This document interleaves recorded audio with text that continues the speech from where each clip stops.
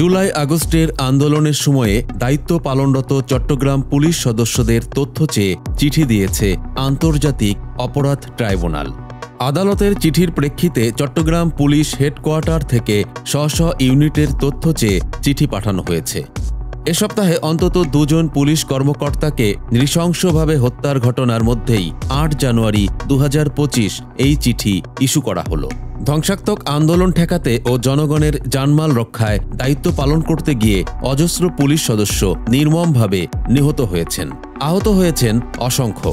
আইনশৃঙ্খলা বাহিনীর সদস্যদের হত্যার বিচার না করে উল্টো তাদেরকেই ফাঁসাতে মরিয়া জঙ্গিবাদী সরকার। এই পরিস্থিতিতে প্রচণ্ড চাপা বিক্ষোভ বিরাজ করছে পুলিশ বাহিনীতে।